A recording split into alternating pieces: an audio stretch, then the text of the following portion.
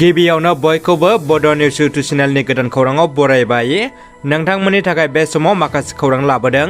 भिडिअखौ जोबजासे नायलांनो दाबाव आरो चेनेलाव गोदानब्ला अन्नानै साबस्क्राइब खालामना बेल आइकनआ अलाव होनानै ला आरो भिडिअखौ लाइक कमेन्ट शेयार खालामनो गुरै खावलायबाय। दानिया फैदो दिनैनि खौराङाव।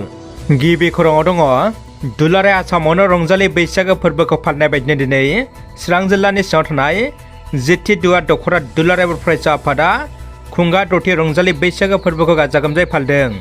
बे हाबाफारियावनो गाहाय आलासि हिसाबै बाहागो लादोंमोन बिटिआरनि रन्जित बसुमतारी बिथाङा। बायदि बायदि आयदाफारिखौ लानानै बे हाबाफारिखौ खुंफुंनाय जायो, जेरै फुंबिलि समाव आफादनि फिरफिला बेरहोनाय, मोसाग्रासालि बेखेवनाय, आलासि बरायनाय, मोसानाय बादायलायनाय, मेथाइ खननाय आरो जोबथारनायाव बान्था राननाय हाबाफारिखौ बानजायो। तिनसुकियानि पेंग्रिंआव हाग्रा बिफाननि मावफारियाफ्रा मासे लख्रा हमनो हादों। मैया 22 एप्रिल खालि तिनसुकिया जिल्लानि सिङाव थानाय पेंग्रिंआव जाग्रा आदार नागिरना फैनाय मासे लख्राखौ हाग्रा बिफाननि मावफारियाफ्रा हमनो हादों होननानै खौरां मोननाय जादों।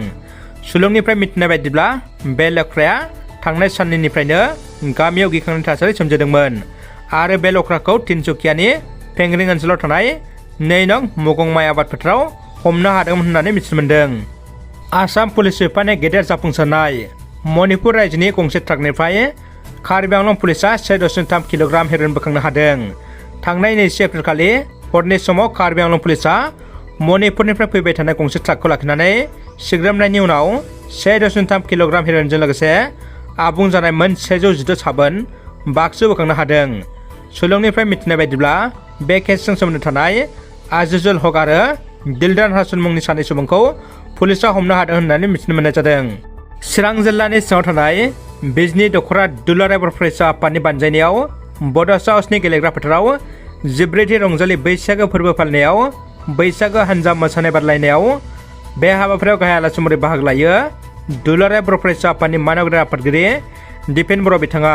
लोगोसे बाहागो लाबावो मानव गेदेर बोसोनगिरि खुंख्रा स्वर्गियारि आरो चिरां जिल्ला एबसुनि आफादगिरिजों लोगोसे जिल्लानि दैदेनगिरि बिथांमोना बाहागो लायो।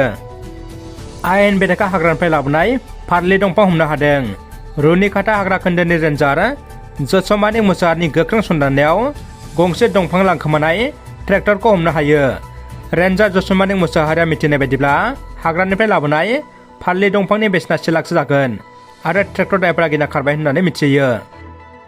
दानिया फैदो जोबथा खौराङाव। त्रिपुरा सरकारा गोदान दिल्लीयाव गंसे रैमालि अक्सन सेन्टार बेखेवनो थांखि लादों। त्रिपुरा सरकारा गोदान दिल्लीयाव गंसे रैमालि अक्सन सेन्टार बेखेवनो थांखि लादों होननानै त्रिपुरानि एग्रिकालचार एन्ड फार्मार्स वेलफेयार मन्त्रि रतनलाल नाथआ फोरमायदों। मख'नो गोनांदि मुलुगनाङारि हाथायाव त्रिपुरा रायजोआव मोनग्रा रैमालिनि गोनांथिया बांसिननायखौ नोजोर होनानै गोदान दिल्लीयाव गंसे रैमालि अक्सन सेन्टार बेखेवनायनि थांखिखौ लानाय जादों।